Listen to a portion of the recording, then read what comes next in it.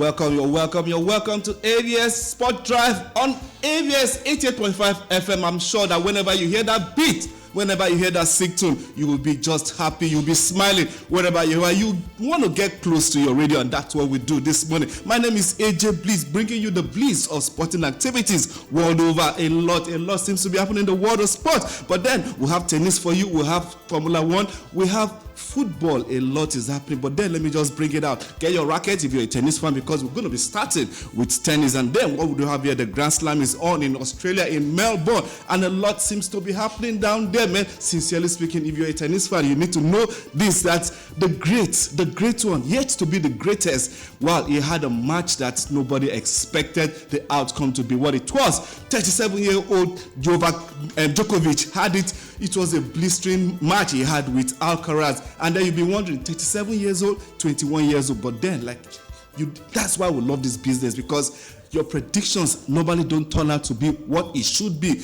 Because at the end of it all, the great one said, I'm grateful he is there. That's Djokovic talking about his coach, Andy Murray. When did this pairing come? When did this pairing start? How can your coach be your mate?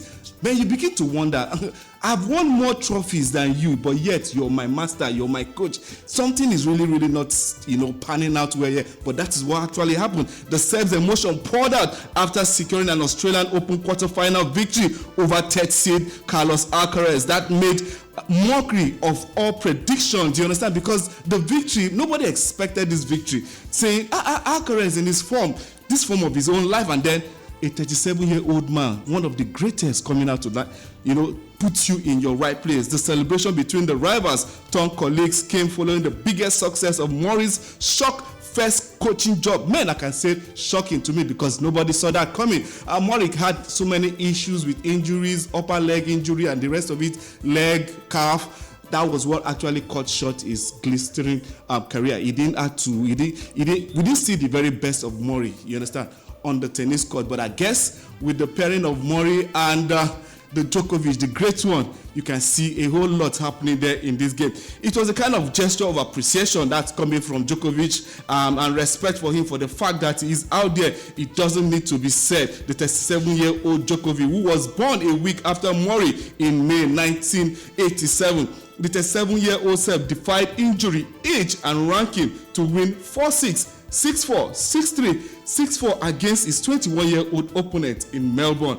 It was probably one of the best matches of the tournament on the men's side, said Djokovic. He felt that this should be the final for him, because with injury, the guy still came mustered. He even went out of the game, got some treatment and then came back. Djokovic going for a record-extending 11th men's singles title, limped around Rod Laver Arena at the end of the first set with a problem in his upper leg.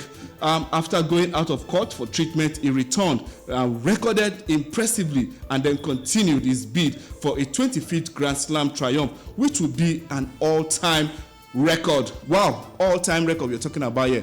That's why I said the great one, but yet is yet to be the greatest. Let's see what happens by the time this young man retires from this sport, if he's actually going to be the greatest. Talking about Alcaraz, you win some, you lose some. While many thought Djokovic was the underdog going into this game, Alcaraz knew the size of the battle ahead. I felt like I was controlling the match and let him get into it again, said Alcaraz.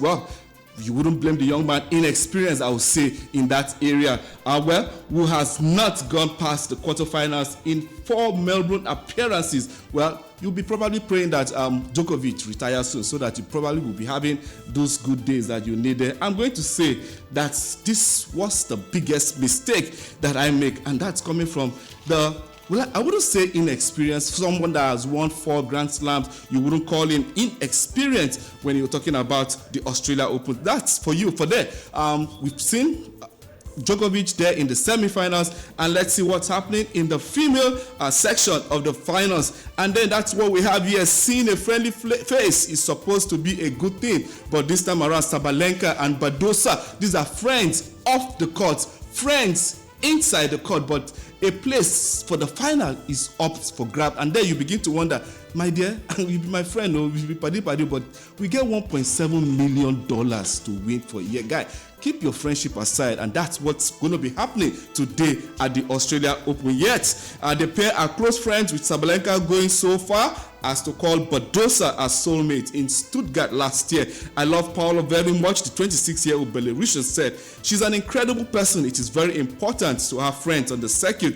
When you find someone you feel is your soulmate, it is the best thing that can happen to you. These are friends talking, but then when hostility comes around, then I'm sure, I know say them go drop this friendship aside. Then begin they do. That's what professionals do. The friendship has grown over the past years, with the pair practicing together and wearing matching outfits during the 2024 US Open, as well as posting about each other on social media. We realized that we had very similar personalities and we get along very well, and they are both very, very competitive. That is what Badosa said to the tennis channels inside in their podcast. Well, that's what's going to be happening. The 27-year-old Sabalenka is on the verge of winning the Australian Open 3 times on a bounce. That was last done by Martina Hingis in the 1997, 98, and 99 season of the Australia Open. Well, let's see what's going to happen, because just 2 matches is what's going to really stop that one from actually happening, and that's sport for you. And that's why I love this game, because you never can tell what's going to happen in the next minute. Wow, enough of Australia Open, away from Melbourne. Now we're going to Formula 1. Please fasten your seatbelt, because it's going to really be tight down here. Now, talking about Formula 1, Hamilton has first test in Ferrari Formula 1 car at Fiorano. That's the 40-year-old saying Hamilton, 18 years he has been on the cards of McLaren, but this time around the young man says he wants to have a change of stuff because nothing seems to be going on for him. The 40-year-old 7-time champion tested a 2023 car on Wednesday as part of his acclimatization work with his new team. His test follows 2 days of work at the factory in Maranello, of which the Fiorano track is part of. Hamilton's running was completed. Wow, that's interesting to see that this young man has plans for Formula 1. He wants to come back. 7 wins in the Formula 1, 40-year-old. I believe the young man still has what it takes. Let's see what happens when he switches to Ferrari and see if it's definitely going to yield him some success that has eluded him for some time. The 40-year-old 7-time champion tested a 2023 car, and then his test follows 2 days of work at Ferrari factory in Maranello, of which the Fiorano track is. Hamilton's running was complete by shortly after 11 p.m. That is local time. Teammate Charles Leclerc will drive the car in the afternoon as he begins to get up to speed with what's happening in the winter break. That's for Formula 1. And quickly, let's bring you up to speed with what happened in the Champions League. A lot happened over the week.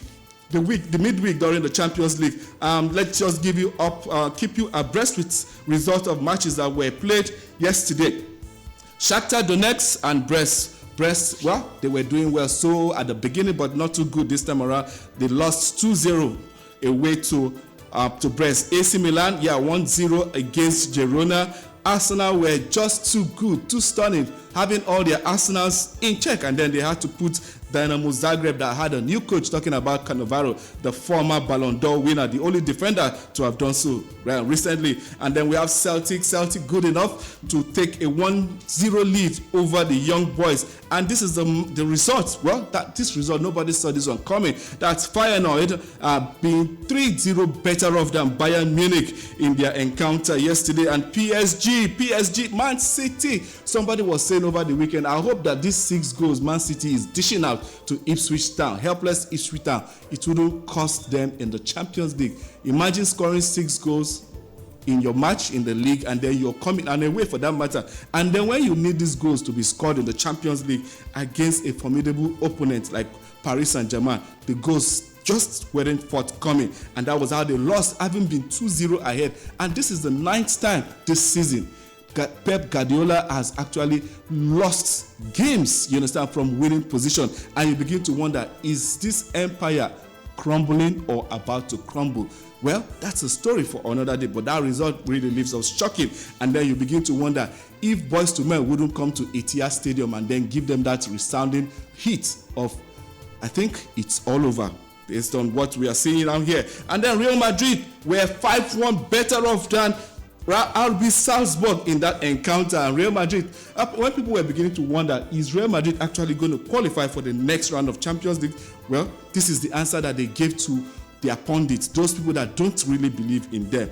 And that's how it happened. And Inter Milan were good to have secured their place in the next round of Champions League qualification. They don't want to say, my yam never done. And that's what people that are really, really serious get to do in this Champions League. Because if you know hold your side, the side will hold you. And that's the much we have for you this morning on Sports Drive. My name still remains AJ Blitz. We definitely get to do it every day on 88.5 FM, Heartbeat of the East.